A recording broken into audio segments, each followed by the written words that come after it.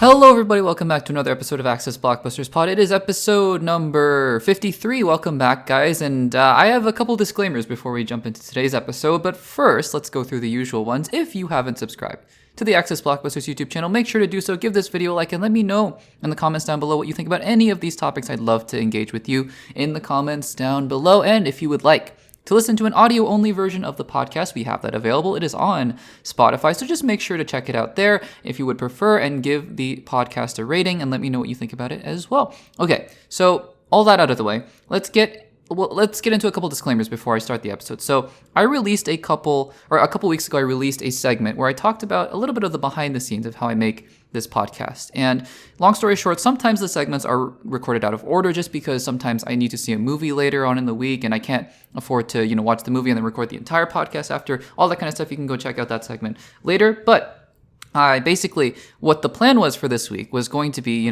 finish 95% of the podcast, go watch Kraven the Hunter, and then release the entire podcast after recording the interview for that, after reviewing that film and then putting it into the podcast.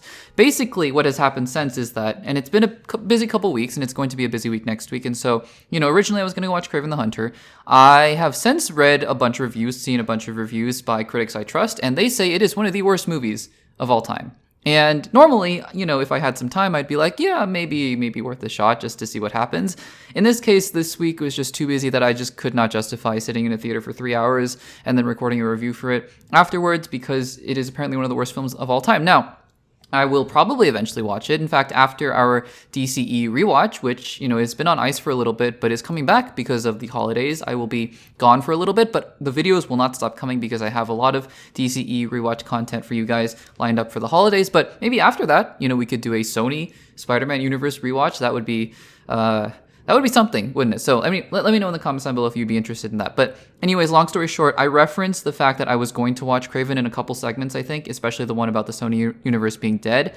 And that's just not the case anymore. So hopefully that makes sense. Maybe eventually we'll watch Kraven the Hunter and we'll talk about it on the podcast or in some other form on YouTube. But for now, it's just, that is what it is. So hopefully that makes sense for you guys. And without further ado, let's get into all the actual topics that we're going to be talking about today.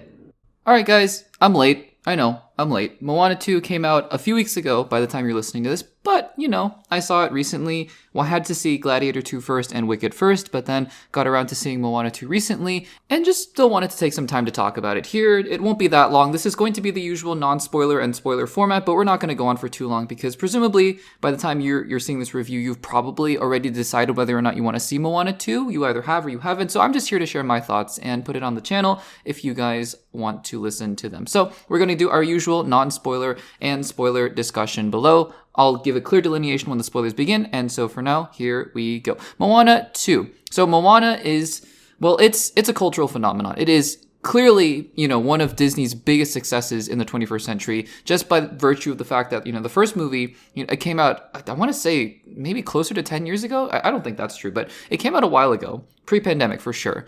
And, it was big at the time, and obviously How Far I'll Go and You're Welcome became big hits for the first Moana in terms of music, but, I don't think the movie made close to $1 billion or anything like that. But then it was interesting because after the fact, actually post-pandemic, in the streaming world, Moana became just this massive worldwide phenomenon where people were watching it over and over and over again. And so it was clear that Moana 2, which amazingly was actually going to be a straight to Disney Plus movie, which is crazy in hindsight, because the second Moana either has hit $1 billion or probably will hit $1 billion by the time you're listening to this. It's crazy.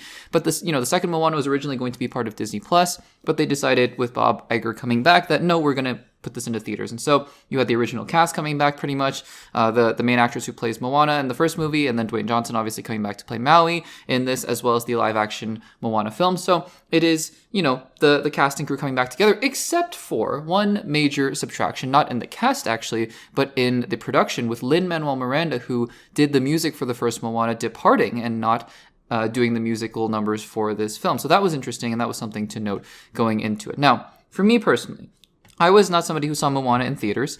I saw it a little bit later on streaming, actually. I was one of those people who contributed to those massive streaming numbers, but, I saw it a little bit later. And I have to say, I'm a big fan, right? For those of you who have been watching the channel for a while, I'm just a huge Pixar kid. I love the animation that Disney does. Pixar has been my favorite, but I do really enjoy some of the Disney animation as well. And so, it's not because of Disney animation or anything like that, nothing against it at all. But the first Moana just didn't quite click with me like I think it did with everyone else. And that's totally fine. It's just, a matter of preference or whatever. And to be honest, I can't even quite place it. It's a very solid movie. The music obviously is fantastic. How Far I'll Go is something I still listen to occasionally with other movie soundtrack scores. It's great. It's fantastic. But it didn't quite click with me in the ways that, other people were like, this is one of my favorite Disney movies ever, and it's so amazing. And I was like, that's awesome. That's so great. For me personally, I just thought it was good. Really solid, really good movie, but, not much more than that for me. So heading into the second Moana and hearing that people liked it, but, didn't love it, I was wondering what my experience with this film was going to be. And I have to say that, what I've heard, right, in the reviews, is that people who loved the first Moana seem to generally like the second Moana. So it seems like whatever your experience was with the first film, it went down about a tier. And I think that rings true for me as well. I thought the first Moana was really solid, really good. I think the second Moana is good. I'm not going to say, it's meh or it's fine or it's bad or anything like that. I think it's a good movie. It just lacked some of that quality, that intangible quality that some of these Disney movies, Pixar movies or whatever, they seem to have, that seem to unlock this part of you that, only Disney magic or whatever they want to call it. I don't know, emotion, or you can call it emotional manipulation if you want to be cynical. But anyways, that thing that Disney can do better than most other studios. And there are exceptions like the How to Train Your Dragon films, but there's that quality, right? That just digs deep into your emotion and is able to pull it out. And I thought that was somewhat missing in the second Moana film.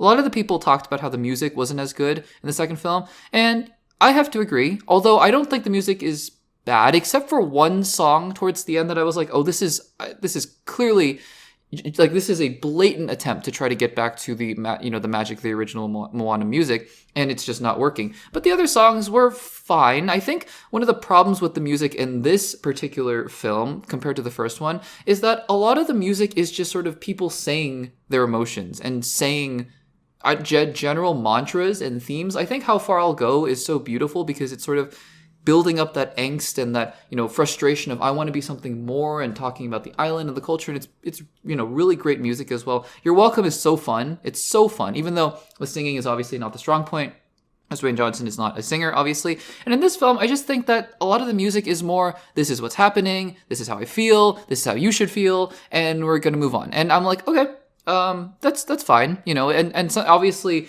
the main actress, and I'm gonna butcher her name, so I'm not gonna try to pronounce it here, but the main actress who plays Moana, again, does a fantastic job with the voice, and she sings incredibly well. So it's nothing about her voice or anything like that. She still sings amazingly. Dwayne Johnson, he's about as whatever mileage you got with the first one, and I thought he was really charming in the first one. I thought he was great in this one as well. I think also on that note, the character development for these, for Maui especially, I thought was shortchanged. I think that I got the impression from the trailers that Maui was not going to be as big of a part of this movie.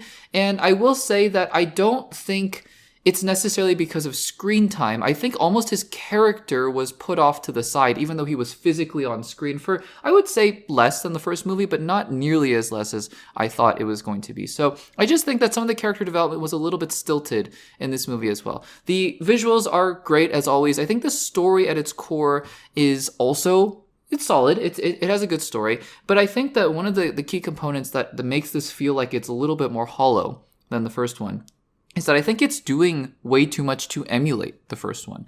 I think that one thing that really good sequels generally do that make them stand out above all the other cookie cutter sequels is that they don't try intentionally and obviously to copy the first film and what made the first film good.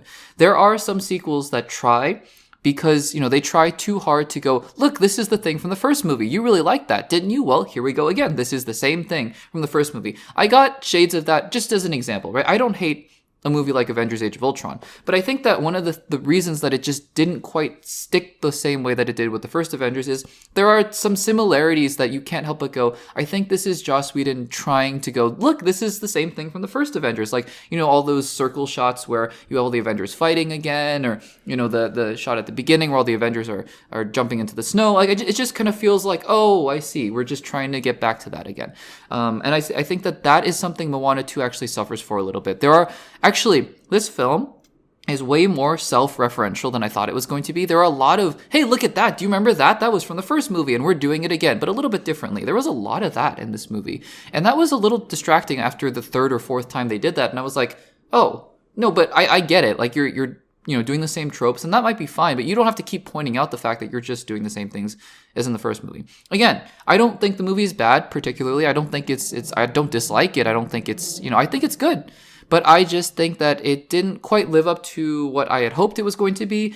Even as somebody who didn't particularly love the first movie, I like it a lot, but I just think that this sequel had some potential, had more potential, and didn't quite live up to it. But I think it's good. I think it's just good. And I'll leave it at that. So that is my non-spoiler section for this review, but we're going to jump into spoilers now. So for those of you who have seen the film, you can feel free to stick on. For those of you who haven't, just save this to watch later and come back to it if you'd like to hear my spoiler thoughts. I'm not going to talk for too much longer, but here we go. So just picking up where I left off, just talking about all those times where it seemed like this film was trying to reference the first film.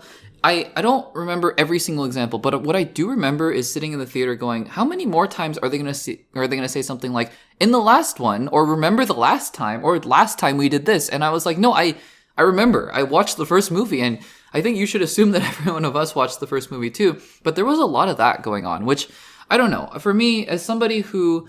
and this film is not too dissimilar in terms of general story structure to the first one. For example, the whole idea of there's something that happens that gets her off the island. This time it's not, her parents' disapproval or anything like that, but she, gets off the island, and then she finds Maui, and, they go on an adventure, and then there's some kind of big disappointment. They fight something in the ocean. Again, it sounds a little bit more general, and I suppose that, that might be being a little bit too uncharitable, but I think that when you have the same broad story strokes, and then on top of that you have characters going, and the last time, remember we did this, and remember we did that last time, it's like, oh, okay, so I'm here to just watch Moana 2, which is basically Moana 1, but, a little bit different. I think that can work. It's fine. I just wish that they had gone maybe in a little bit of a different direction as well. In terms of my other really big not complaint, but, just big criticism of the film, I think that Maui's character felt super one-dimensional in this movie, because I think in the first film, you had a lot of time devoted to him,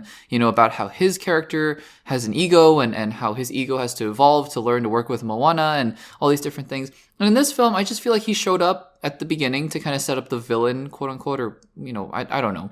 The villain in this movie is whatever. Even in the first film, Te Fiti was not super there in terms of presence until they got to the very end. And in this film, it's sort of similar until the post-credit scene, I guess, where they're setting up Moana 3, I'm sure, and all this kind of stuff. But, I just think that Maui was kind of there to just be there. And I, give a pep talk at the end. And that was the song I was referring to, the big, You're Welcome emulating song where they tried to replicate You're Welcome, and I didn't like it that much. If you did, that's great. I thought I don't know the names of the song. I'm recording this right after I saw the movie, so forgive me if I don't have the names of the songs, but the one about Beyond, I think that's the big one, the kind of How Far I'll Go song, that was pretty good. It was okay. And the one that the Bat Lady sings, I think that was also pretty interesting and pretty fun, but like I said, I think a lot of these songs are more, this is how you should feel, this is how I feel, this is what's going on, let's go. And I think that was really what was missing from this movie in general. So again, I don't think this is a terrible movie. And I think that, if you like the first one, I think you'll like the second one. I just don't think you'll like it as much. But, I'm sure there are people who like this one more than the first one. And I think it was a fun hour and 40 minutes. And then I'll probably not revisit it for a long, long time. So those are my thoughts on Moana 2. And yeah, let me know if you've seen it in the comments down below. And let me know what you think about Moana 2. All right, I'm going to start out this segment by making an admission. I am a hypocrite. I am a complete and total hypocrite. You guys have read the title of the segment, or if you're listening to the podcast, maybe not, but I'm sure you know what we're talking about right now. We're talking about live action remakes. And in particular, we're talking about live action remakes because of a piece of news that came out this past week, which is that Michael Gracie, who directed The Greatest Showman, I think most recently, and by the way, The Greatest Showman, one of my favorite movie musicals I've seen in a long time. I know it's not the most profound, and I know the story is pretty cliche. I don't really care. I love the music. Same guys who did the music for La La Land, I believe. Just amazing. I thought the music is amazing. I still listen to it sometimes. It's really a fantastic film, just because of the music alone, honestly. And then the story is fine. Hugh Jackman's great, and everyone else is great. So anyways, Michael Gracie is directing a live-action remake of the movie Tangled. Now, I have some thoughts on this. But I want to first address what I opened up the segment with, the cold open, if you will. I'm a hypocrite because we'll save our thoughts on just actually remaking Tangled itself at the end of this segment. But I just want to talk about the general concept these days of making these live action remakes, because obviously it's mostly Disney, but you have other studios starting to do it as well. For example, obviously the big one coming out next year, and one I am very excited for, is How to Train Your Dragon. Now, that is really the reason why I say I'm a hypocrite, because here's the thing. The live action remakes before, right, when Disney was digging deep into their catalog, and when they were first starting to do this with Cinderella, and then you had Beauty and the Beast, and Maleficent, Maleficent was a little bit different, but, Aladdin and Lion King. But these are films, right? Mulan, which, I didn't like that movie at all. It's one of the first reviews I actually have on this channel if you want to check it out, maybe like 4 years ago during the pandemic. But anyways, these live action remakes, right? Disney was digging deep into their classics, right? And they were trying to figure out, okay, so what's something we can do to garner nostalgia? And to be fair, there's two sides that I see to these Disney live action remakes, right? And these are movies that were made in the 90s, but some even, like Snow White is coming out this year, or next year, I should say.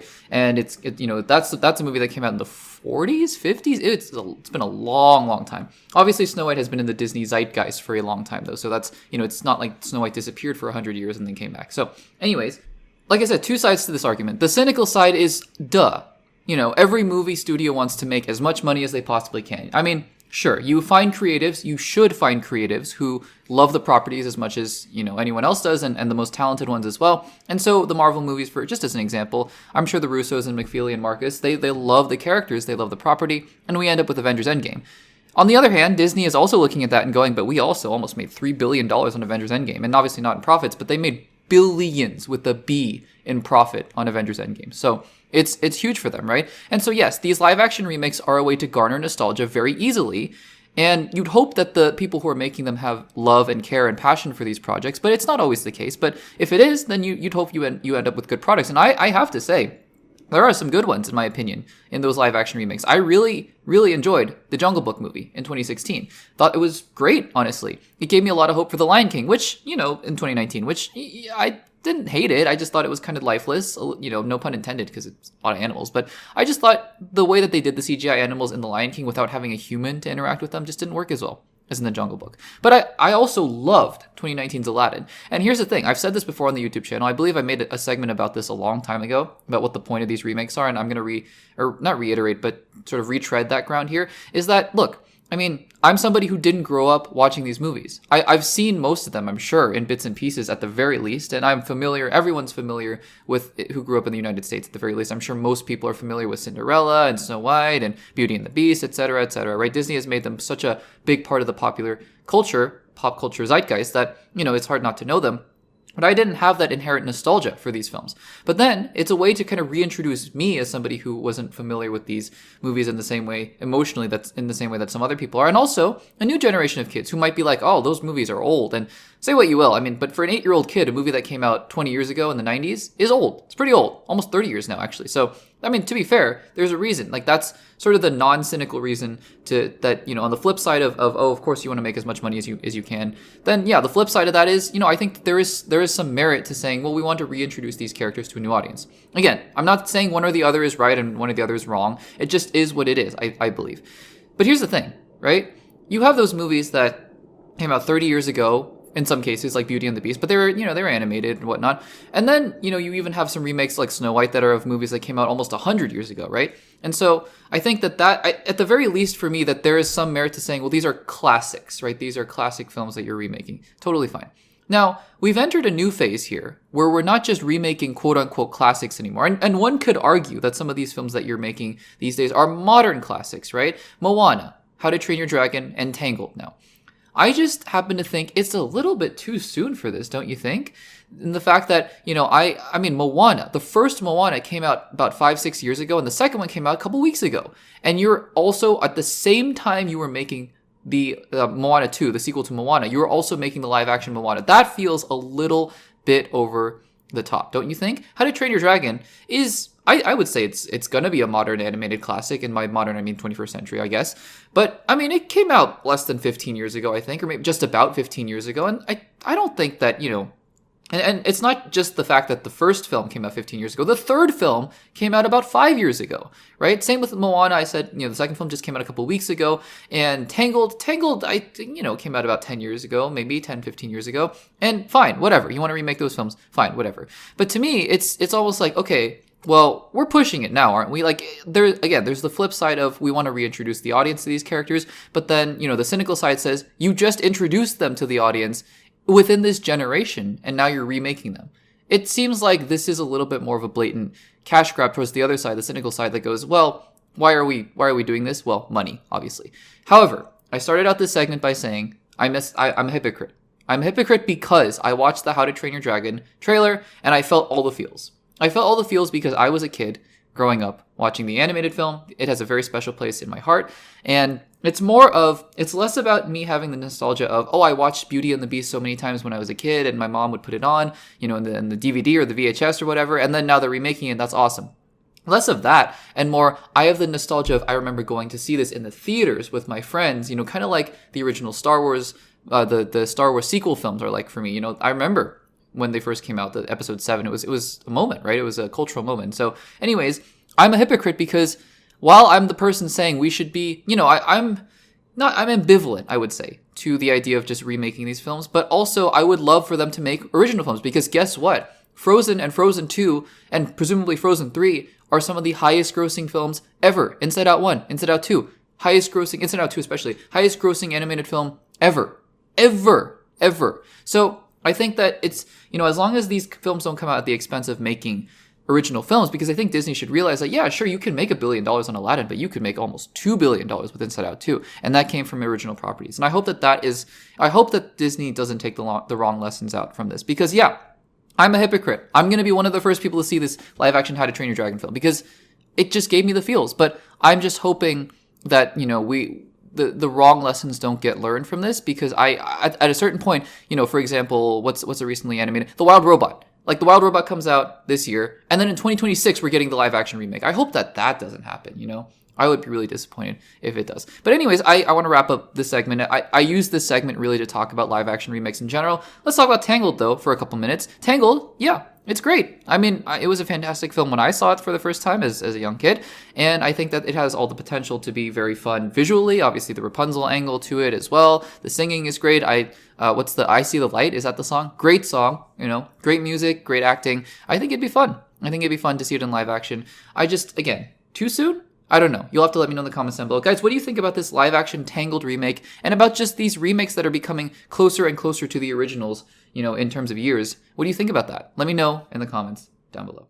Alrighty, guys. So it turns out that original DC slate that James Gunn announced is, well, it's probably a little bit out of order because it seems like we're getting new film announcements left and right here that are probably going to be coming before some of the other films that James Gunn talked about, like Swamp Thing as an example, because we have another confirmation, and this is, I don't think it's as of the recording of this segment, this is not directly from James Gunn, but it's from the reputable sources, and it's all but confirmed that we are going to be getting a Clayface film. Now, for those of you who are unfamiliar with Clayface, Clayface is one of the more well-known Batman villains, well, not well-known, maybe like B-tier Batman villains, and he actually, most prominently in the recent DC media, has been popping up in Harley Quinn, and he's so funny in Harley Quinn. In fact, he's voiced by Alan Tudyk, who we'll talk about in just a second, related to Clayface, but he's so funny in that show. But he, in that show, he's playing a more goofy thespian, kind of character, and not really playing it that serious because that show is a comedy at heart, right?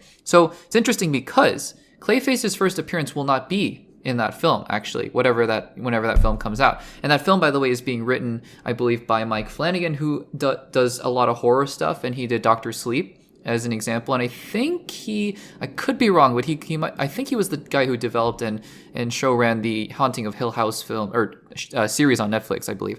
I could be wrong about that, but he does a lot of horror stuff. And it's interesting because, James Mangold is also doing Swamp Thing, and he's, I think, doing a more horror tilt on it. And this first chapter of the DCU is called Gods and Monsters, and obviously a lot of focus here on these monsters. Also, that Bane and Deathstroke movie. So a lot of interesting films, right? Also, Teen Titans movie is coming out. Just a really interesting slate here in the DC universe. I get that we talked about earlier, James Gunn is not greenlighting films unless they are, the scripts are done and whatnot, but it would be nice to have a full slate, or at least some kind of slate, because right now it's a whole bunch of, well, he talked about Booster Gold, he talked about Swamp Thing, he talked about Paradise Lost, haven't heard anything about those. Meanwhile, Sergeant Rock, Teen Titans, Clayface, Bane and Deathstroke movies, so kind of interesting how James Gunn is going about talking about these films. But anyways, this Clayface movie is coming out. Now, I mentioned earlier, we're going to talk about Alan Tudyk a little bit more, because Alan Tudyk is voicing Clayface and Harley Quinn, obviously, in all 5 seasons of Harley Quinn is Alan Tudyk, but also it was confirmed by James Gunn that Alan Tudyk, in addition to voicing Will Magnus, I believe, and a character called Will Magnus, and also G.I. Robot in Creature Commandos, one of the main characters, that he will also be voicing an iteration of Clayface. Now, I'm going to assume that this Clayface film is going to be taking place in the same continuity as the DCU. It's DC Studios produced, so I'm just assuming that it's part of the DCU proper, and I guess that means that Alan Tudyk will be voicing Clayface again, or playing Clayface. I'm not sure, honestly. I don't know. Part of the interesting thing about Clayface is that he can turn into anybody, right? That's at least in some iterations of the character in the comic books. He transforms and shapeshifts. So maybe it's less of a concern about who the actual Clayface is, and maybe they'll just get somebody else, and maybe Alan Tudyk is voicing a version of Clayface, one of the many faces of Clayface in Creature Commandos.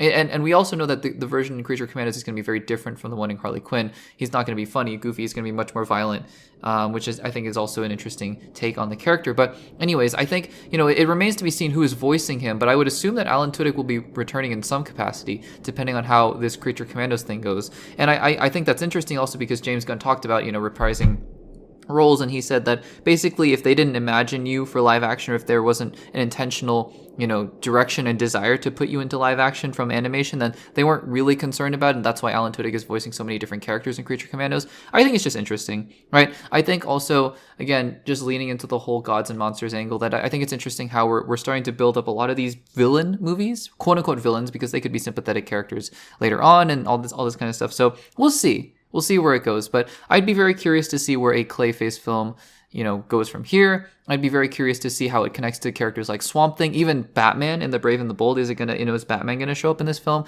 or is it gonna be more of an isolated thing? And I think that, again, it remains to be seen what the overall direction is, because James Gunn talked about the fact that, again, they're not greenlighting movies. They're not, putting movies out unless the scripts are done. But then is there a kind of overall plan? Is Chapter 1 Gods and Monsters just loosely based on the kinds of movies that are coming out? Or is there going to be a team-up movie, an overarching movie? And is there going to be something to look forward to? I don't know. It remains to be seen. The DCU is obviously still in very early days. So guys, let me know in the comments down below. Are you excited for a potential Clayface movie? And yeah, what do you think? What do you expect from it? Is it going to be more horror-centric? Is Alan Tudyk going to be playing him and voicing him again? Let me know in the comments down below. Alrighty guys, this is our, every other month update on Beyond the Spider-Verse. So obviously, Beyond the Spider-Verse is a film that everybody is looking forward to, even someone like me who, I know it's sacrilegious. I know you're going to all scream at me in the comments. I really like these animated Spider-Man films. I wouldn't consider them personally the best Spider-Man films, but I really do like them.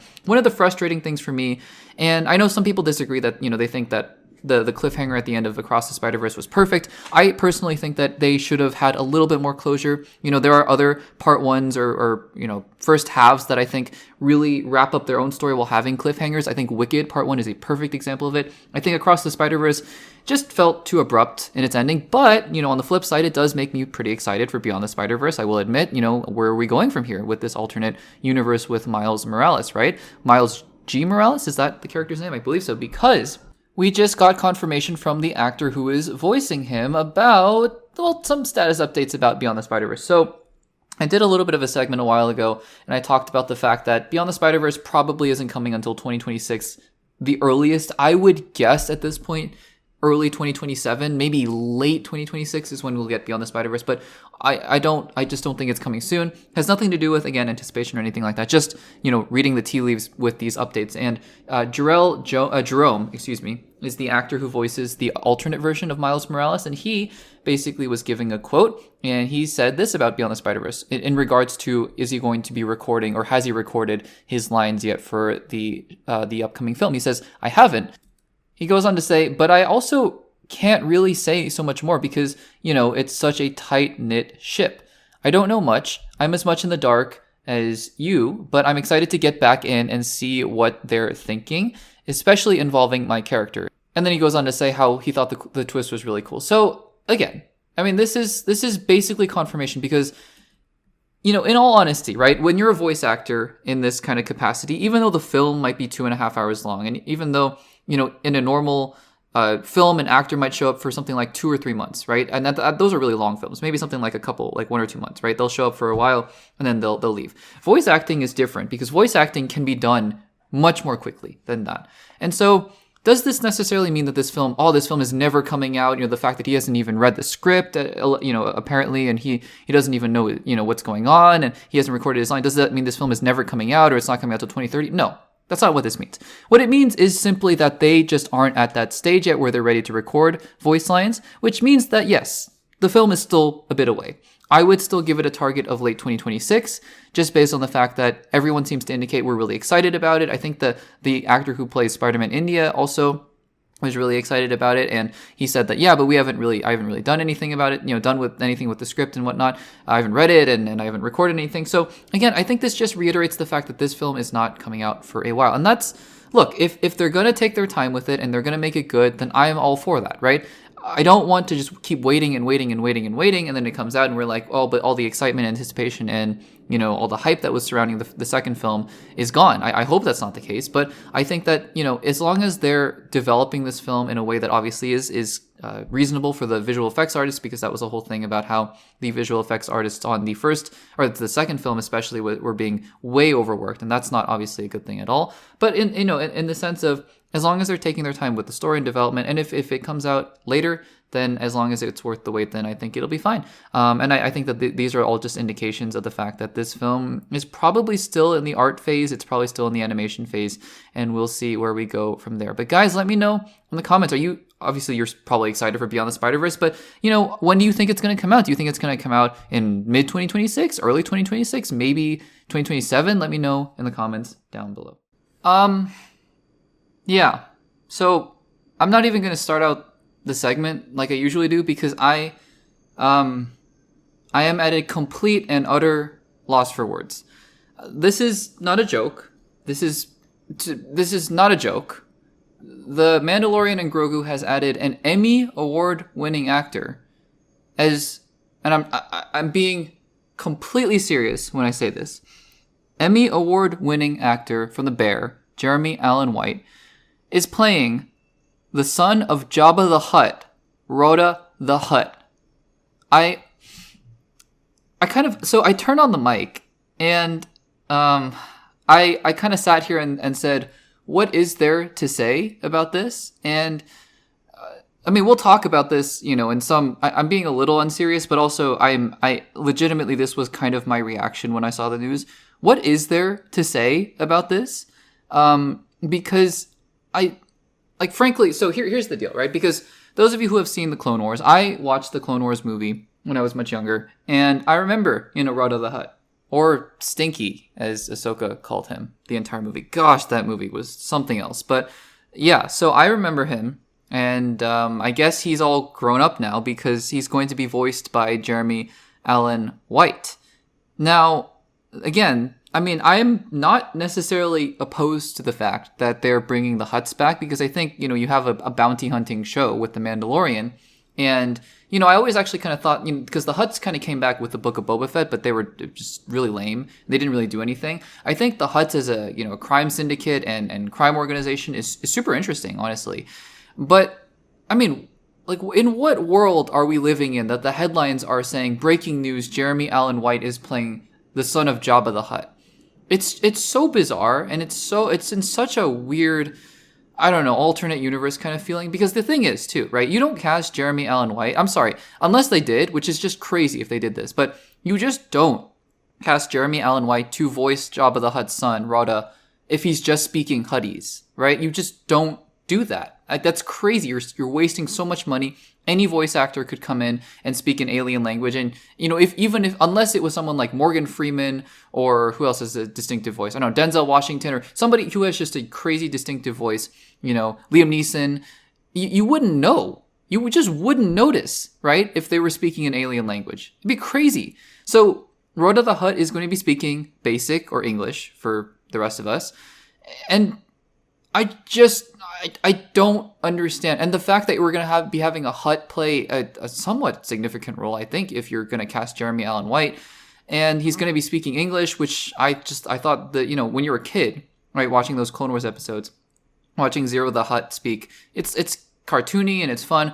But looking back on those episodes as you're watching them now, Zero the Hutt was one of the strangest characters in all of Star Wars. And now we're bringing back Jabba the Hutt's son. I don't know. I don't know what to think of any of this. I mean, I want to have more insightful commentary here. Again, I think that it's interesting. Maybe we're going back to more of a crime sort of, feel with the bounty hunters. Am I worried about this? I don't even know if I'm worried anymore about, the Mandalorian and Grogu because of this news. I'm more just baffled. Like, what does this mean for the movie? What is this movie even going to be like? Because at first I was like, okay, so it's just going to be kind of a, continuation of The Mandalorian and whatnot. But this is so strange. Like, chalk this up to being one of the strangest things I've read and have covered on the Access Blockbusters pod. Because I just frankly, you guys know I very rarely at a loss for words. And I'm at a loss for words here. So we're going to end the segment there because I just don't know what else to say. If you guys have any thoughts about this in the comments, let me know. Because I'm super curious to hear how this is resonating with you guys. But Jeremy Allen White is going to be playing Rhoda the Hutt in The Mandalorian and Grogu. Okay. Let me know what you think about this in the comments down below.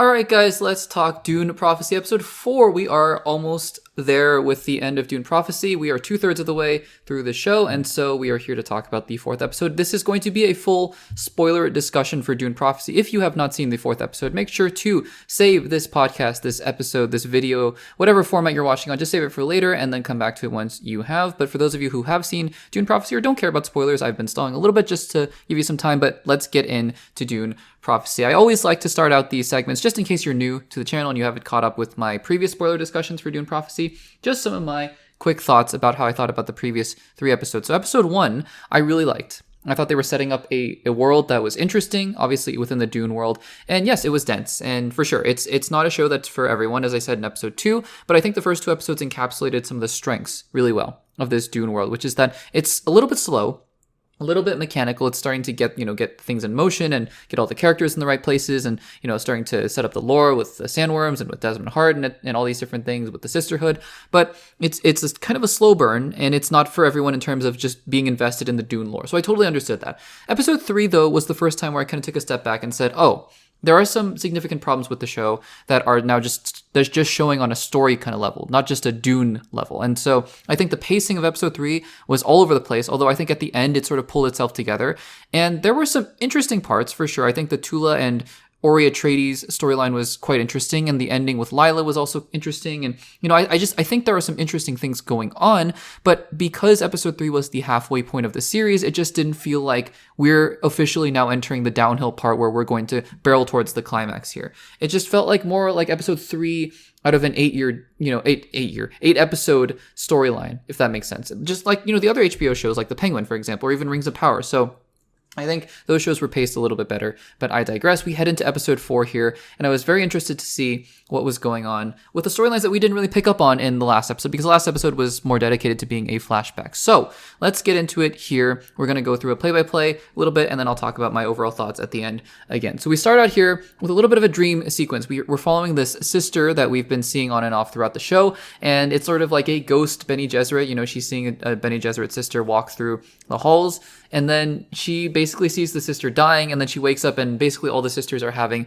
bad dreams, weird sandworm kind of visions, just like how Raquella was having that prophecy vision, which is interesting. Then we cut back to Valia, and so now we've confirmed that this old guy is Valia's uncle, and the younger man is Valia's nephew, and so she is basically she's trying to engineer a plot between the two, or the family members rather, and trying to get them into a place with the High Council so then she can do all these different things. It starts to get a little bit complicated, but honestly, this is one of the more interesting things, I think, about this show. The more political intrigue kind of parts. And it's also interesting that, she's being accused of abandoning the Harkonnens, but is now finally going to, give them a higher position as a, by her becoming their truthsayer, but obviously this is all manipulation, and she is able to really tap into the fact that Harrow Harkonnen, that's the nephew's name, I believe, has a big inferiority complex, and so she's able to tap into that for her own gain. We also finally get back to Inez. I think it's a little disappointing because I think Inez was a character that I thought had so much potential. I thought this show was actually going to center around her mostly.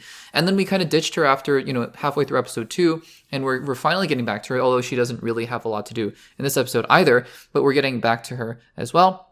And they're all, the family is all out there having lunch or something, and Desmond has a seat at the table just like he's a family member. Very creepy. It's he is really holding his family hostage. He's gaslighting Emperor Corrino into basically currying favor for him while he does whatever he wants to do for Shai-Hulud or whatever he's doing. And that's, I'll say it right now, and we'll talk about this repeatedly throughout this episode because this was something that I was thinking about throughout the entire episode, is that there's one question that I have. There's one big question that I have that honestly, unless they tie it together at the very end in some crazy way that's like, oh, it all makes sense and et cetera, I need to know at this point who Desmond Hart is and what his deal is. Because honestly, at this point, we've been dragging it out for way too long. And I get it. Like, finally, we're sending the blood sample to Tula, which I kind of thought, okay, the episode might end with, this whole thing and, turning out that way where we find out who Desmond Hart is or whatever. Okay, fine. But I also kind of suspected as well that they're just probably going to save it for the end of the episode that comes right before the finale or whatever. And truthfully, it's fine that Desmond Hart is doing all these things and being a mysterious character, and Shai-Hulud, which is the sandworm god or whatever. It's all these different things that are going on. But at this point, not knowing more about Desmond Hart is infuriating to me. It's like, we need to know something about this character, because at this point, he's just doing things and we're not getting explanations for it, because I think the show thinks that this mystery is so much more fascinating than it actually is. And I'm not saying it's not interesting. I think he's a really interesting character for sure. I just think we need to know more about him at this point. So anyways, there is that. And then we get more scenes with Tula and the older woman sister at One Wallach 9. And I don't know, I kind of feel like there are some ulterior motives with this sister. She's really trying to downplay everything that Tula's doing. But then again, maybe she really just is concerned about Tula and she just thinks that whatever's going on is crazy, because it is kind of crazy. The drawing scene later is pretty crazy. So yeah, we'll see about that. So then we cut back to the High Council, and I'll talk about the High Council of Landsraad, but also just wanted to point out the space shots continue to be beautiful. There's some space shots of ships leaving this, the kind of tube-shaped ships, if that makes sense. And I think that those are still really, really cool. So, okay, but let's talk about this new thing that's going on here, the High Council of Landsraad, because I kind of felt like, throughout this episode, there was a middle chunk of this show that was just missing, because this whole High Council of Landsraad thing, I don't think was really brought up before in the show. Maybe it was here and there and I just totally missed it, but all of a sudden this High Council thing is such a big deal, and it really does feel like 1 or 2 episodes were just completely missing from the show, which is so odd, because it felt so important that we needed to build up to this High Council scene, because I said in my immediate reaction that the High Council scene is one of the most interesting tension-filled scenes of the entire show. I thought it was great because all these different storylines are coming together. You have Kieran Atreides, you have the Constantine and Inez, trying to out Desmond Hart, and then you have Desmond Hart there, and you have also Valia Harkonnen is there. So all these different storylines are coming together, and that sequence in isolation was so good, really good. But the build-up leading to it was almost non-existent. And I was just sitting there going, where did this come from? And now all of a sudden we're talking about this High Council. So it's this weird thing of, things in isolation in Dune Prophecy are most generally very good. It's just that the pacing at this point has gotten all sorts of wacky, and it doesn't feel like a lot of things are earned, if that makes sense. But anyways, we'll get to that in just a little bit. First, we have more Desmond Hart. It's, I like the character. I just wish we knew more about him. I like the actor who's playing him. But he says, use me to Corrino, but it's ironic because he is basically using Corrino. For what end? I have no idea. Sandworm wants to rule the world? I don't know. I really don't know. We need to find out more about his backstory in episode 5, because it's already too late, honestly. Anyways, we also get back to this rebellion subplot with Kieran Atreides, something that also doesn't really get a whole lot of screen time at this point, honestly. They're buying a thinking machine. I don't know. Somewhat interesting, I guess, but anyways, we're building towards this High Council scene, though, in this episode, and I do think it is really cool to see all the Bene Gesserit, exercising their influence across the Imperium. I think that seeing the different Bene Gesserit sisters talking to the different leaders of the houses and influencing them, I thought that was actually quite an interesting touch. And it's cool to see that they have such influence across the Imperium as well. Also, the guy, I want to give kudos. The guy who's playing the young Baron Harkonnen, obviously not Vladimir Harkonnen, the Harrow Harkonnen. Really good job, because he has this meeting with the other members of the houses, and it's a good job of showing how just incompetent he is, but also nervous, and he's really young. So I think that all that was portrayed really, really well. And then we get back to Wallach 9, and so these girls are now having dreams of Shai-Hulud, who is the sandworm, and then Tula is Tula's trying to find out what's going on, so she makes them draw, basically, and it's a scary scene, actually, the way that they're drawing, the sandworm at first, and then they draw these eyes, and I guess later on, they describe these eyes as some kind of god or something that's watching them. And I don't know Dune lore well enough to know what's going on here, but is there some kind of god being that is behind? Is that Shai-Hulud or Shai-Hulud? I thought Shai-Hulud was the sandworm. I could be totally wrong. I don't know what's going on here. It feels like a little bit too little too late, because, what are we setting up here that is going to pay off at the end of this series? I don't know. These storylines feel like they're in such isolation, but I wonder if they're going to all come together at the very end as well, because Wallach 9 feels so separate from whatever is going on with the palace. So there is that. The queen then comes and talks with Desmond Hart, and she basically says she's the one who leaked the fact that the boy was murdered. Again, I don't really know what this does for the story, but whatever.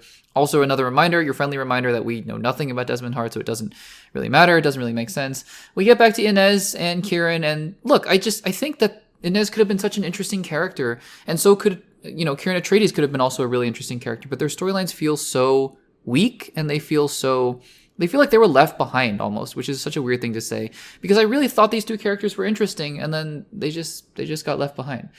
Also, speaking of left behind, we get this notion here, again, maybe something that was brought up in an earlier episode that I totally missed over, but Theodosia, the other sister who is with Reverend or Mother Superior Valia Harkonnen, apparently has this superpower that Valia Harkonnen wants to use as a kind of nuclear deterrent. What is it? I have no idea. No idea. Like, there are a lot of these things in the show where if it was an episode 2 or an episode 1, I'd be like, okay, don't really know, but we're willing to go with it. It's episode 4 out of 6, and I don't know. I'm not resigning myself to saying we're just never going to know, or we're just going to be told the answer and then move on, but that's probably what's going to happen, and I feel like I'm just resigned to it anyways.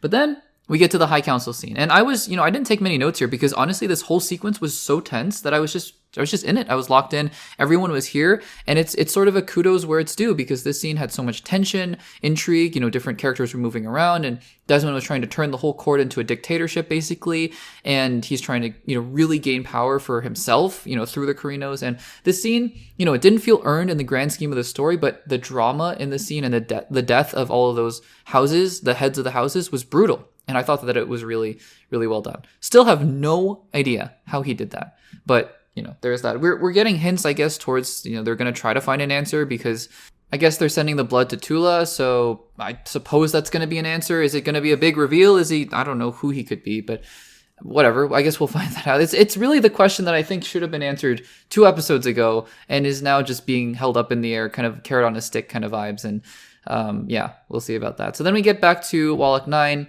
and Tula is starting to have these visions as well, and Lila escapes. It's a very creepy scene. I wonder what happened there. I'm sure we're going to find some more answers, but it feels like, again, the show is just raising way more questions than it has answers, and it needs some answers at this point, because we're heading towards the end of this first season, if in fact it is our first season.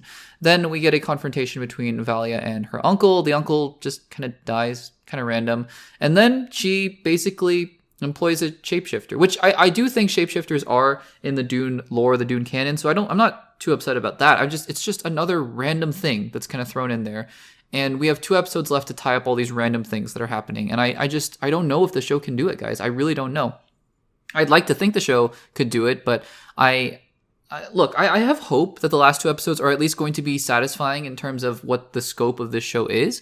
But at this point, no matter what happens in the last 2 episodes, this show was bumpy, and it had its really big promises of potential, and then it also had just moments where it was faltering. And I don't know what to make of the show in that regard, but I hope that, hopefully we can stick the landing. And also, the other thing about this series is that, some series, like The Penguin, for example, or even Agatha All Along in certain points, they have cliffhangers at the end of their episodes that make you go, oh, okay, I really want to, click on the next episode. Stranger Things, I think, is a master at these cliffhangers where at the end of the episode you go, oh, I really need to know what happens next.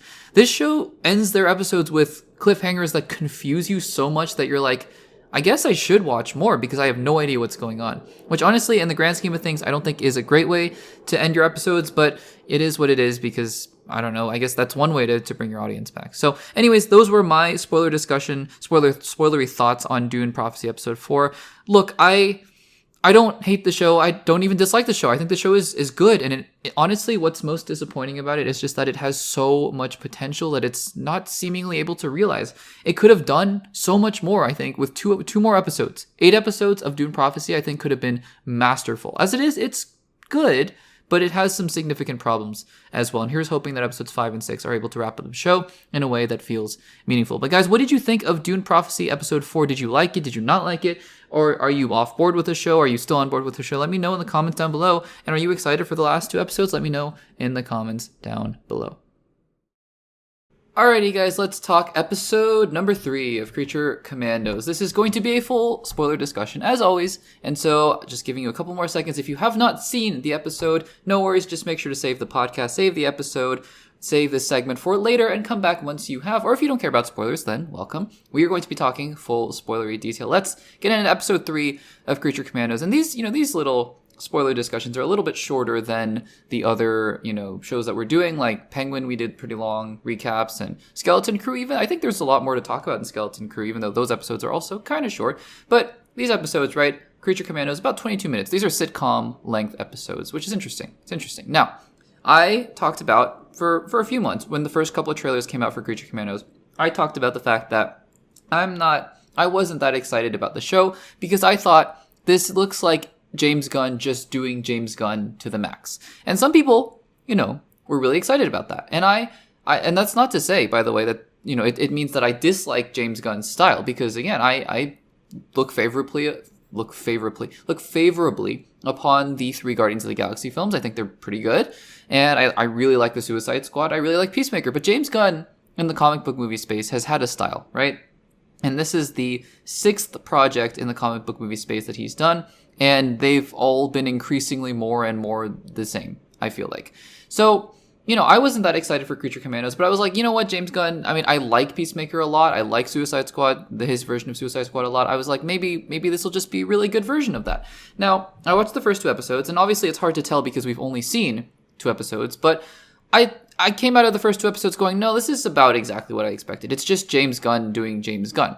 And for sure, if you attach yourselves to the characters and you enjoy what's going on, then it's a recipe for success in my book. But for me personally, the first 2 episodes, it was a little bit hard for me to get emotionally attached to these characters because it's almost like, because the whole meta narrative of, oh, I understand now James Gunn's style of you got to make every single character try to be sympathetic, and that's always a good thing, but it's becoming a little bit more formulaic now, I feel like. And that's why, again, I've talked about this before, I'm very excited for Superman because I think that that's him doing something very different. But I think that the first 2 episodes were like, no, I can see James Gunn's formula is too strong of a word, but his stylistic impulses in full force here. And so I was like, yeah, it was fine. The first 2 episodes are fine, I think. And so heading into episode 3, I was like, I don't know what to expect because I feel like it's going to be James Gunn, if nothing else, is consistent. So this show is unlike the MCU shows, for example, where I'm like, next episode could be really good or it could be really bad. I feel like these episodes are going to be about the same in quality. And yeah, this episode was fine. It was okay. So it looks like the structure of this show is going to be every single episode is basically a flashback episode to one of the members of the Creature Commandos with also little bits of the present timeline going on, which is fine as long as it wraps itself up in a way where you actually, then you're supposed to care about these characters enough that at the end you're like, oh, okay, if things happen to them, then I'm on board. Unfortunately for this episode, they killed off G.I. Robot at the end of the episode where they were trying to make him sympathetic, and I was like, well, okay, so is that the formula? Now we're just going to kill off every character that we see in coming episodes? I don't know. Because honestly, I think G.I. Robot's backstory is interesting.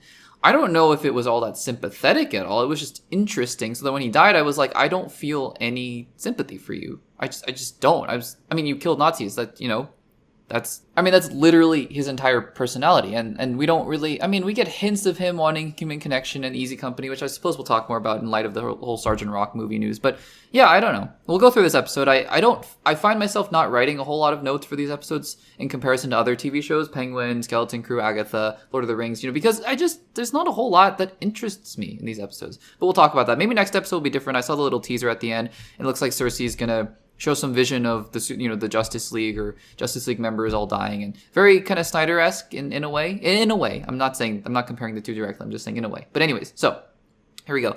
Immediately as the episode starts, we're going into a flashback, and I guess you kind of have to when it's a 22-minute episode. And so we already get Sergeant Rock, which I guess in hindsight now is interesting because we now know that there's going to be a Sergeant Rock movie. I suppose that they obviously didn't cast Daniel Craig at the time because that guy is not Daniel Craig, I don't think. And so this is where the idea probably came from. James Gunn was writing Creature Commandos, and he was like, wouldn't it be fun if? And then he got a pitch for it, and I'm sure he liked it. So there is that. So we get Sergeant Rock, and I guess that they're building up the Sergeant Rock GI Robot team up. I'm sure he's going to be a part of it. I would assume, right? If you're setting up GI Robot and Sergeant Rock to be best buddies and easy company, then I'm sure that he would be a part of whatever that film looks like. So there's that. Also kind of interesting. They talk about this in the film, or in the show, but it's kind of not explained a whole lot, is how they were able to build this advanced AI system in the 40s. I don't know how. I guess Super Soldier Serum was also made in the 40s, but it feels like artificial intelligence is a step, it's a big leap, right, to make in terms of just where they were in the 40s. But that is what it is. So anyways, then we go back to present day, and the Creature Commandos with Rick Flag Sr. head back to this, Bride of Frankenstein. Oh my goodness. Bride of Frankenstein castle. And they find them, and I guess the whole point of it was to distract them so that Cersei and the Sons of Themyscira can go and attack the palace. Okay, fine. I like Nina, Nina Mazursky. I think she's probably the most sympathetic character. And even that, I'm like, yeah, but we don't really know anything about you. I'm sure we will. We obviously will, because every single character will get a backstory episode. I think next one's Weasel. So we've gotten the Bride, we've gotten G.I. Robot, who's now dead, and then we will get Nina Mazursky. So I like Nina, for sure. And I thought the friendship that she had with G.I. Robot was cute, enough to warrant her sobbing at the end. I don't know. Maybe we'll see in flashbacks. It almost felt like, by the way, this episode was kind of Book of Boba Fett-esque in a weird way. It's like just flashbacks. I don't know. I hope the entire show is not like this, because it just diminishes what's going on in the present day, especially because these episodes are so short. That's my opinion anyways. But anyways, so Cersei is at the castle, and then now we go back to the flashback and we see Will Magnus. Now we talked about Will Magnus. Alan Tudyk was voicing him. He's one of the 3 characters in Creature Commandos that Alan Tudyk is voicing. And he kind of reminds me of Bolivar Trask in X-Men Days of Future Past, in that sense of, studying these robots, and Trask obviously building Sentinels. Now I don't have too much of a knowledge of the comics. So Will Magnus, I don't know if this is a comic book thing and then he builds a bunch of robots that are very important to, I don't know. I don't know much about the comics, so you'll have to let me know in the comments if you do know what they were alluding to there. I just know that he was studying G.I. Robot for the AI stuff. And then we head back to present day, and the Sons of Themyscira are chasing Ilana around. It feels, I don't know, this part of the show honestly felt really cartoony, when they were running around and saying dumb one-liners. I know they're supposed to be dumb and how do I put this, ignorant characters, but I don't know. It just felt very cartoony, the whole sequence, to me anyways. And I know it's an animation, it's an animated project, but cartoony in the sense of tone, I guess, which I'm sure that James Gunn kind of likes that tone of almost too goofy, but trying to rein it in at certain points. But yeah, there is that. So then anyways, we go back to a flashback and we meet a guy named Sam Fitzgibbon, who took me a while, but I realized finally that it was Michael Rooker, because of course Michael Rooker is going to be in a James Gunn project. It's also interesting, there's a scene of them watching a live action thing in animation. I always think it's funny when stuff like that happens. And so, yeah, you get the pattern, right? You get that James Gunn is trying to humanize every character. You see where they're coming from. Is it working for G.I. Robot? Am I relating to him in any particular way? No, not really. And yeah, sure, he kills all the Nazis later in that socialist club, quote unquote socialist club. And, he kills all the Sons of Themyscira as well. And yeah, then, Cersei wants to kill Ilana and not really explain why. I'm sure we'll get an explanation in the next episode. And because the whole thing is she's trying to say that she wants to kill Ilana because it will save the universe, and she has some kind of foresight. It really is, in a weird way, now that I'm thinking about it, very similar. And I know it's a trope, so it's not like only DC films have done this, but it just reminded me very much of the whole Snyderverse thing of Lois Lane is the key, you know, and then by not protecting Lois Lane, then you cause Superman to go bad and whatever. And it kind of reminds me of that. We'll see where this goes though later on. And they mutilate her, by the way. That was a rough sequence to watch. She just gets destroyed or, you know, ripped to shreds almost by Weasel and Dr. Phosphorus. But then G.I. Robot is dead, and then the episode ends because Cersei's like, the world's gonna end, and I guess that's where we're going. Guys, I don't know. You'll have to let me know in the comments below if maybe this is just a me thing. Maybe I'm just kind of James Gunn fatigued, if you will. And I don't mean in general. You know, I'm still very much excited for Superman. I just mean in the sense of what James Gunn does, you know, what James Gunn is good at and has just kind of resorted to feels like a strong word, but you know what I mean? I feel like in that sense, right? I feel like maybe I'm getting a little bit tired of that concept, but then again, you know, you could always turn around. I don't hate the series at all. I said the first 2 episodes are fine. I think this episode is right in line with that, and I just, you know, we'll see where we go from here. So guys, let me know what you thought about episode 3 of Creature Commandos. Do you enjoy the show? Do you not enjoy the show? And are you looking forward to what comes next? Let me know in the comments down below. Alrighty guys, let's talk episode 3 of Skeleton Crew. This is going to be a full spoiler discussion for the 3rd episode of Skeleton Crew. I am, of course, as always, stalling a little bit. In case you have not seen the episode, make sure to just save this video and this segment, this podcast for later, and you can always come back and listen to my full spoiler thoughts on Skeleton Crew. I also posted, I try to every single week for these TV shows as much as I can, at the very least, if I'm able to post them right after the episode, posted a non-spoiler immediate reaction to this episode as well. And so if you are interested in just hearing non-spoiler thoughts, you can go check it out on the YouTube channel as well. But guys, this is going to be a full spoiler discussion, and let's get into episode 3. For context, as I always like to give, just sort of my general thoughts about the show so far. I have loved the first 2 episodes. I really thought they were fantastic, and they were different, right? And by different, sure, they were different visually and tonally as well. But in terms of just the way that these 2 episodes made me feel as a Star Wars fan, they were different, because I have not felt that kind of pure, unadulterated joy that I have, you know, in this series, in these first 2 episodes. It was just so wonderful to be, you know, feel connected to these characters, to really fall in love with them, and to say, these are characters that I feel such joy watching. These kids are awesome. They're great. How great did they cast these kids? They're awesome, right? Still getting to know them a little bit better, but they're fantastic. And Jude Law as well popped up a little bit at the end of episode 2, and now we get into episode 3. And so my fear was always, can you keep up the momentum? Because other Star Wars shows have started out strong and then really faltered towards the end. And so the question is always, can you keep up the momentum? And the answer is yes. I loved this episode as well. And we're going to go through some of my notes and some of my thoughts here as we go along. So first of all, we start out here with the parents, right? And the parents are all worried about their children, naturally. And they're all talking, you know, they want to talk to the supervisor. And it's, again, you know, part of the great thing about this episode is that it continues to build the mystery of the show as a whole, and a lot of the mystery about the show is centered around Adan, which seems like it's a vestige of the Old Republic. Very interesting. I wonder how that, you know, that kind of lore implication, canon implication is, well, how that's going to play out in the rest of the show. And they want to talk to this supervisor. Now, correct me if I'm wrong, we haven't met any supervisor as of yet, so I'm very curious to see who this character ends up being. Is it someone important? Is it, you know, someone not important? We will see about that. But that's something else to keep an eye out for sure. And then we cut to the title, and we get back to our main crew with Jude Law and the kids. And, you know, it's a good point that Jude Law makes, is the kids ask him, why didn't you escape before if you're a Jedi? And he says, well, what's the point of escaping if you don't have a ship? Fair point. And we get to know his name, allegedly, because he reveals his name to be Jod? Is it Jod? I'm going to say Jod.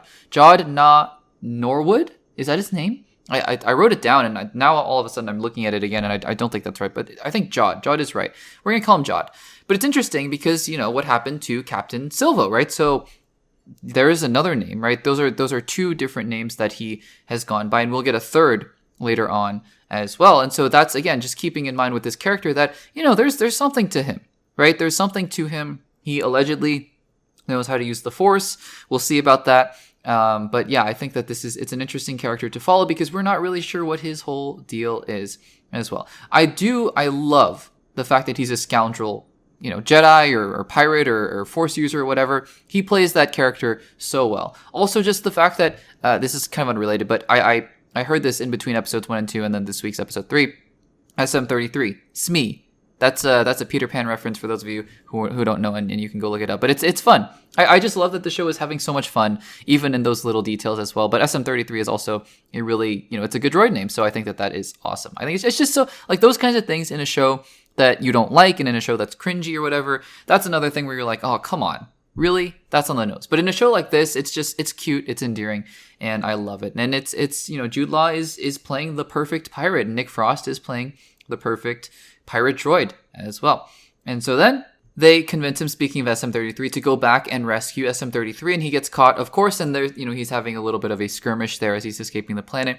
And all the while, the kids are having an argument on the ship, and it's a good point about whether or not he's a Jedi just because he says he's a Jedi, and whether or not he really used the Force. And I think that this is going to be an interesting plot point, because obviously, canonically as well, in the lore, Jedi are supposed to be pretty much extinct. I mean, Luke Skywalker is out there running around, and Ahsoka is running around somewhere, and I'm sure there are a couple other loose Jedis that I'm forgetting about, but it's interesting, right? This guy seems like he used the Force, but that's already being brought into question, and they're talking about different theories. Maybe he used a string, just as a joke, but just to reiterate the point that, who knows, right? Who knows what his actual deal is, and I think that is super interesting. And then we have this big fun, sequence where they're escaping the planet, they're escaping the fuel lines, and it's, you know what it is too? I said this in my immediate reaction. It's the music too. The music is so Star Wars. It feels like it harkens back to the John Williams kind of music. I don't know who did the music. Is it Kevin Kiner? Maybe it's Kevin Kiner who did a lot of Clone Wars. It feels so Star Warsy that I can't help it but be transported back into that mindset. Like, this is Star Wars, and I love it. And something about also just the production design and the care that the show seems to have in being a part of Star Wars while also being its own thing is just so amazing, and I love that. So anyways, they escape, and it's interesting, right? This guy, Jod, or whatever his name is, can use the Force, allegedly, but probably isn't a Jedi. And so I'm very curious to see what his backstory entails and where we go from here with this character. But I can't say it enough. I love the show. The kids are great. Jude Law is a great addition. The set design is awesome. Music is fun. The mystery is interesting. The need to get home, but it's not just, about the kids getting home. It's the fact that they're home also has some kind of galactic significance and some treasure, maybe on Aden, and it's awesome. So then Jude Law says, okay, well, we need to go meet my friend who says they can get you home. And to me, I don't know. To me, there's a marked difference here between, because for those of you who've been watching the channel for a while, I hate filler episodes, and I complained to death when The Mandalorian, was coming out. Season 2 especially, where you have episodes like the Frog episode or just random other episodes where you're like, oh, come on. Like, these are completely filler episodes because Mando goes to a planet and needs to get a thing and then gets stuck on that planet and then leaves the planet at the end of the episode. And I can get the argument that this episode is kind of like that as well. I think it's different though, because for a lot of the Mandalorian episodes, they felt like side quests. This feels like part of the main quest. It's about getting home. Right? I keep thinking about that one Mandalorian episode where he's like, I need a new ship. And that Amy Sedaris is like, hey, well, that's fine. Go get these parts. And he goes on this whole side quest mission to get these parts for his ship. And then he gets the ship at the end. I'm like, that's lame, honestly, to me. I'm sorry if you love The Mandalorian. I'm not trying to disparage anyone who loves The Mandalorian, obviously. It's just my own opinion. But, I just think that feels like it was a bit of a waste of the overarching story and the time that you were allotted for the show. But this feels like, while yes, of course you're pit stopping onto a moon and you're meeting a weird owl creature, which we'll talk about in just a second, it feels like it's still part of the main story. And I love the shots where they're silhouetted against the planets. It's so pretty. Again, just the care and precision that this show has for Star Wars. I love it. It's awesome. So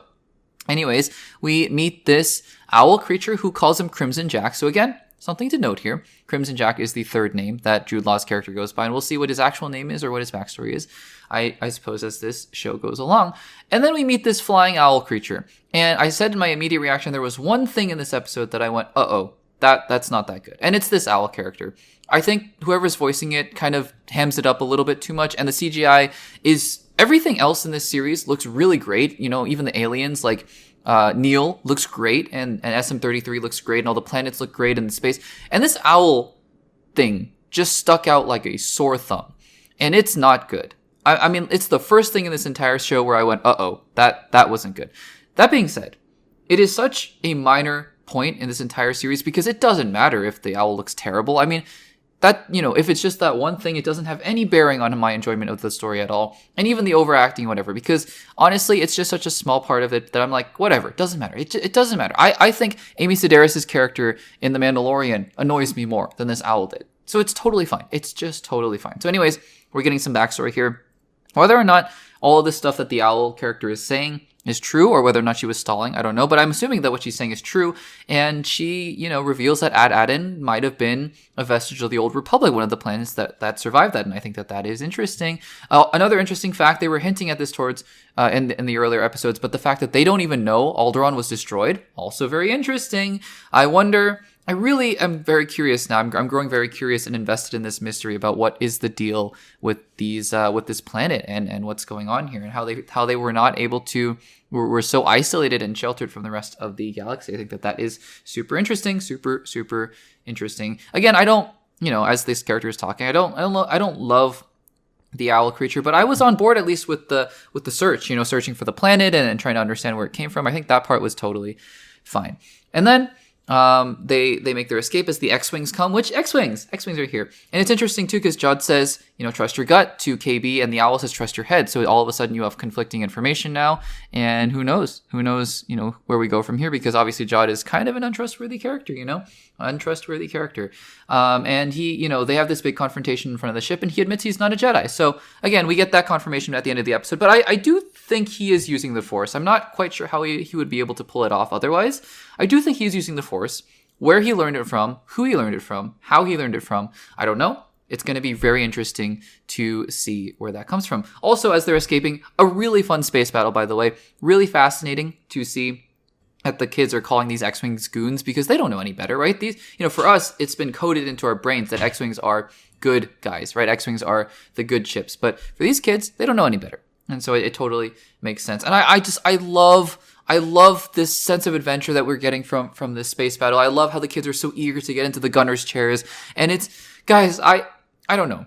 For me, right, as somebody who grew up loving Star Wars, this just screams Star Wars. And I was grinning from ear to ear. This episode was awesome. The ending of this episode was awesome as they head into hyperspace. I can't believe it. I can't believe it that, this is the show. Who would have thought, right?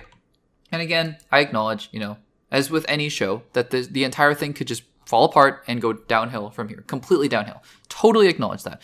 But if this show maintains this kind of momentum, this is going to be the show that really endears me to any Star Wars television show.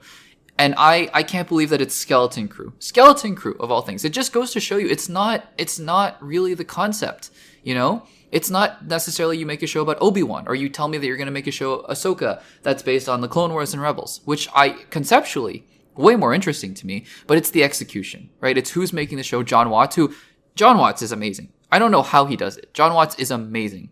And it's the execution, and it's the care and the love that you put into these kinds of shows. And I think that that's great. So those were my thoughts on episode 3 of Skeleton Crew. Again, just cannot wait for episode 4. Cannot wait every single week for a new episode of this show. Let me know in the comments down below what you thought about episode 3 of Skeleton Crew, and whether or not you're excited for the next one. Let me know in the comments down below. Alrighty, guys. The Sony universe of Spider-Man characters is dead. I think. We all think. So here's the deal, right? Because when this all started, this was, I believe, I want to say 2018 when the first Venom film came out. And everyone was like, why is Sony doing this? Why is Sony making all these, announcing all these live action movies and making movies about anti-heroes and villains in the Spider-Man catalog without Spider-Man? What kind of weird strategy is this, right? And then they make the first Venom movie. And the first Venom movie, while critically panned, pretty much, makes over $800 million. And I am one of those people who really enjoyed the movie. Is it, pure artistry and every single scene is oozing with commentary? Oozing, no pun intended. Is it, just dripping with commentary and about the nature of humanity and society and politics and religion? No. It's Venom. It's Venom. But I had such a great time with it. And all of a sudden I was like, oh, maybe there's a chance that this universe could actually be something interesting, right? So the first Venom comes out, and I was on board with it. Pretty good. And then they make Venom Let There Be Carnage. And I was like, okay, maybe not as on board with it as I thought I would be. But, it's still Venom, and the parts about Venom that we like. It's still Venom. So there is that. And then, they hint towards the fact that he's going to be in No Way Home. And so then Spider-Man No Way Home comes out, and he isn't in the film. He's in a post-credits scene that doesn't really pay off anywhere. Okay? And then they make Morbius. And I think I'm on the record of saying, I'm sure I've said it somewhere on this channel before Morbius came out. I thought the first trailer for Morbius was really good.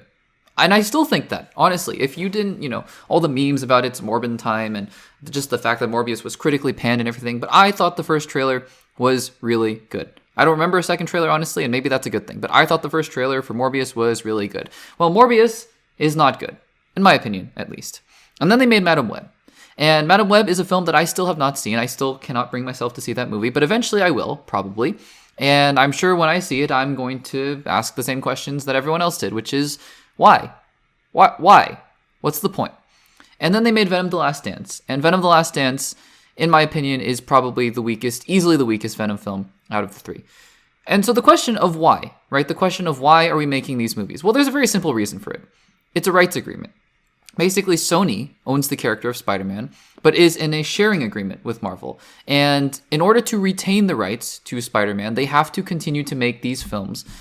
Some kinds of Spider-Man films, and I don't know the exact minutiae of the contract, but they have to make Spider-Man movies in some capacity every so often, right? And that's really why they're making these movies. And, you can be cynical and say, oh, all people make movies to make money. And sure, that's the case. But this is, I think more so, this is a reason why they're making these movies. And obviously, for sure, they would have liked for this universe to have succeeded. It didn't.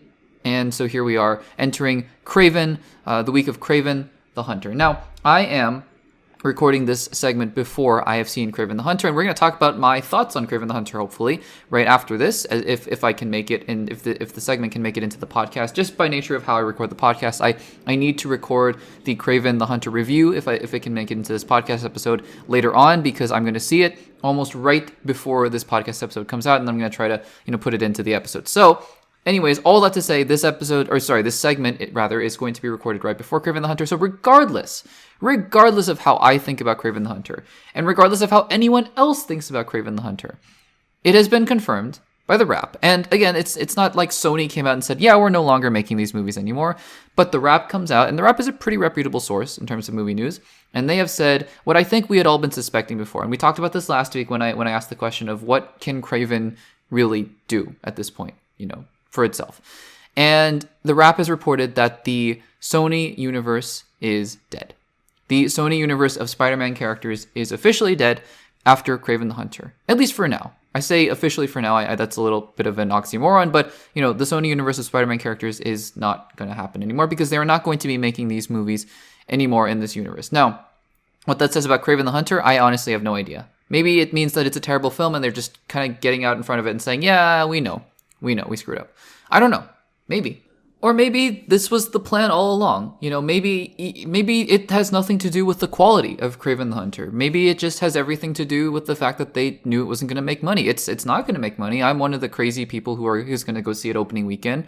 But maybe that's the reason why. Regardless, I think that it's interesting insofar as, it's the end of an era, I suppose, of Sony making these movies. And another report says that they are just going to focus their efforts. This isn't really a report. This is more just stating the obvious. They're going to focus their efforts on 3 projects moving forward. Spider-Man 4, great. Please make Spider-Man 4 as good as possible. Spider-Man Noir, which I believe they're filming now, or they just wrapped filming, with Nicolas Cage playing the live-action Spider-Man Noir. And Beyond the Spider-Verse, which I hope is fantastic. So, really, I think in that regard, this is a win. And I'd like, there's no better feeling than watching a film like Venom and expecting the worst and coming out of it and saying this was awesome. It was a great film. So in an ideal world, you're making all of these films and all of them are awesome and all of them are great. And in an ideal world, I go into Kraven the Hunter and I'm like, wow, why did you kill this universe? It's great. This movie's great. You should make more of these. But something tells me that's not the case, and regardless of what I think, they are going to end this universe after Kraven the Hunter, and what a run it was. You had one film that was moderately successful in terms of box office, and the rest were either critically panned, box office, disasters, or both. And that's kind of a sad indictment. So hopefully this means they're just going to continue to focus on the films that, they know have to be good. They can't just, shoehorn a Spider-Man 4 out there and, try to just make it for the sake of retaining the rights. I mean, they know it's in the MCU and they know that they just can't do that. And, Beyond the Spider-Verse, they also can't do that. And Spider-Man Noir is an interesting one. I think that Spider-Man Noir could have a lot of potential. So we will see.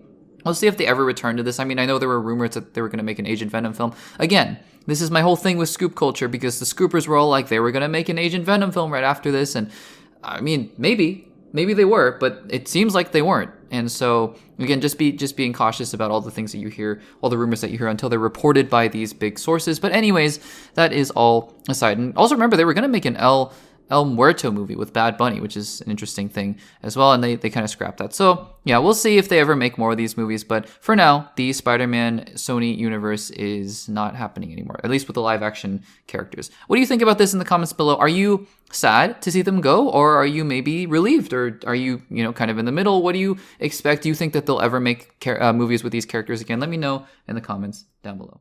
Alrighty guys, so we have some really interesting news to talk about here. One that I think would have been obvious, but then also it's just so fascinating because of all the different permutations that could come from it and the way that it was broken, because it wasn't announced, right? The news was broken by online sources, but it's not like Marvel came out and announced that Chris Evans is coming back in Avengers Doomsday. Now, it's not as simple as that, because there are a lot of things that we just don't know yet, and so we're here to talk about all those different things and whether or not this is a good idea or not, and whether or not we should be surprised, excited, disappointed, etc. So let's get into this because it's super interesting, and as of right now, there are very, very few details. If there are more that come out, I'll be sure to add on to this segment and post it in the podcast later, but as of the recording, there's just very little that we know so far. So, Chris Evans, according to The Wrap, has reportedly been cast in Avengers Doomsday, which is such a silly thing to say because, Chris Evans, Captain America, has been cast in an Avengers movie.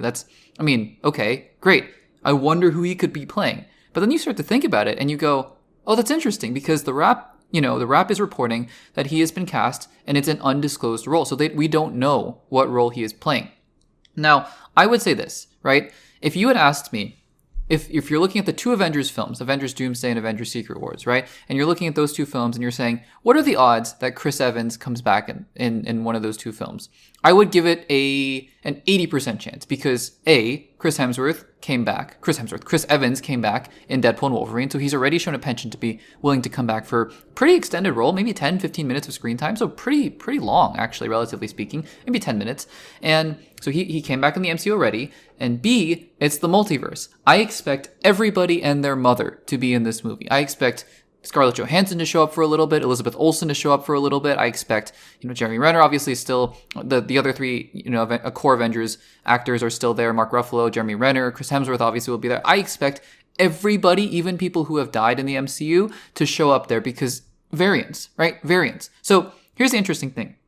By not disclosing who Chris Evans is playing, it's not that surprising to me because if you had asked me this question of, is Chris Evans going to return to the MCU in Doomsday or Secret Wars, I would have said absolutely yes. 80%, 80 or 85% he would come back because he could just be playing a variant, right? I mean, there are so many random things you could do with a variant of Chris Evans as Captain America. I know a popular rumor, and nothing had been confirmed at that point or anything. A popular rumor or fan theory was that he was going to be playing, some version of a Captain Hydra variant of Captain America. Sure, you could have any sort of version of Captain America that you wanted as a variant, for sure. He could, obviously, the big thing is he could return as Human Torch because Fantastic Four, are going to have a role in the next Avengers films, the next two Avengers films. And I think that Doctor Doom being the villain obviously means that the Fantastic Four are going to be even more important in these two Avengers films. So it makes sense that, if you're going to have a Council of Reeds, which has been rumored for a while, all the Reed Richards with Ewan Gruffydd and Miles Teller and Pedro Pascal, John Krasinski, that makes sense as well, right? To have all of them. Then you might have multiple Johnny Storms and Joseph Quinn and Chris Evans. So of course it makes sense. But what's interesting about this is that if you want to keep secrets, right? So this is what's more interesting to me about this news. If you want to keep secrets, right? If it's a little bit of a smaller role, because Deadpool and Wolverine, he was in it for a while, and I was honestly shocked. I was shocked that nobody had really reported on this beforehand because it's so hard to keep secrets these days. But the fact that he was in Deadpool and Wolverine, it's amazing that they kept that a secret, but he was still only in it for about 10 minutes, right? That's not a hard thing, to not announce at least, because even Toby and Andrew, they refused to announce that because, they weren't playing massive roles, even though they were in those films in No Way Home for about 20 minutes or so. But if The Wrap is confirming that Chris Evans is cast in Avengers Doomsday, it leads me to believe that he is going to be a part of the main cast somehow. And so that makes me wonder just a little bit more. And also the fact that Avengers Doomsday, who knows actually how much multiverse is going to be involved in Doomsday. I know it's the multiverse saga, but you have to imagine it's going to go full multiverse extravaganza in Avengers Secret Wars. But in Avengers Doomsday, I wouldn't be surprised, honestly, if the majority of the film was just sort of Earth 616 centric, maybe with another universe in parallel. And, maybe that's where Chris Evans, Captain America, or Johnny Storm, or whoever comes out of. But the fact that they're not announcing Chris Evans returns as Captain America, makes me think, okay, so maybe it's Johnny Storm, or maybe it's another variant of Captain America. But, also the fact that they're announcing it this far in advance. And I know that, Marvel has not officially announced Chris Evans coming back as Captain America. But, just the same as they didn't announce Alfred Molina coming back as Doc Ock. But that news came out almost 2 years before Spider-Man No Way Home. And he was in the movie for about 30 to 40 minutes. I mean, he had a significant role. He was a part of the main cast. So was Jamie Foxx, and so was Willem Dafoe. And they were all, reported by the major outlets well in advance. But Tobey and Andrew were not. So it's interesting, right? It makes me think that Chris Evans' role in Avengers Doomsday is going to be so significant that it's just not going to be able to be hidden from the trailers, from the marketing, etc., which is interesting. And also maybe the fact that they want to use Chris Evans in the marketing to try to garner more interest, because the irony, not the irony, but just sort of the significance of this is not lost on me or should, anyone, because it is Chris Evans and Robert Downey Jr. back in the MCU in an Avengers film. They have literally been, and they are literally going to be, because I'm going to assume that Chris Evans is going to appear in Avengers Secret Wars as well. So through 6 Avengers films, they are going to be in every single one. From 2012 all the way until 2027 when Avengers Secret Wars apparently will come out. So I think that's significant in itself. And we'll see. Maybe this is the desperation play, trying to garner as much interest in these films that wasn't there in the first place because of the multiverse saga. But it's interesting, right? So if I had to put any money down, which I won't, but if I had to put any money down, I would say, yeah, Chris Evans coming back. Before even hearing this news, I would have put it at 85%. But now the question becomes, who is he going to play? I would put it at 50%. That it's a Captain America variant. I would put it at 35% that it's another Johnny Storm variant. And I would put it at maybe a 15% chance that it's something else. Maybe, I don't know, maybe he's coming back as Old Man Steve Rogers, and Old Man Steve Rogers fights Doctor Doom. I don't know. And I'd also give a separate, maybe 1 in 3 chance that he's playing multiple characters. Like, I wouldn't be surprised if he shows up in these films as both Johnny Storm and a version of Captain America as well. I think that it makes sense. But I think that it's also super interesting, the fact that it seems to be hinting towards the fact that he might have a major role, not just a very quick cameo like in Deadpool and Wolverine, because obviously there was no need to say Chris Evans cast in Deadpool and Wolverine, because it was just a quick, fun surprise, although he was important to the story. But I think that that's also an interesting thing to note there. So size of the role, who knows? Who he's playing, who knows? But I think that it's a developing story. So guys, let me know in the comments down below, who do you think Chris Evans is playing, and how big of a role do you think he will have in Avengers Doomsday? Let me know in the comments down below. And guys, that will do it for episode 53 of the Access Blockbusters pod. And it's been a long one, even in spite of the fact that we didn't talk about Kraven the Hunter. So yeah, thank you guys so much if you're still here for tuning into the whole episode, and really appreciate you guys as always. Again, I think in the next episode, in episode number 54, I think 54 will be the last episode I record, quote unquote, live. I don't know what that means, but record before the holidays. And then I'll talk about some plans for the coming weeks after that, through the holidays and the new year. There will still, I can pretty much guarantee you at this point, working out the last final little quirks here and there, but I can guarantee you pretty much that there will be a new video, new segment, new clip, new something up every single day. And that's my goal. I think I've only missed 1 day since October. And, and before that, I think every single day I had a video up starting from August. And so the goal is just to continue carrying that on through into the new year. And we'll see. I mean, the day that I don't upload a video, I don't know. We'll see what happens then. But I'll talk more about that in the next week's episode, and we'll give some updates and whatnot from there. So guys, thank you so much for joining for episode 53. Again, make sure to subscribe, like the video, and comment down below with any of your thoughts. And I will see you guys in the next one.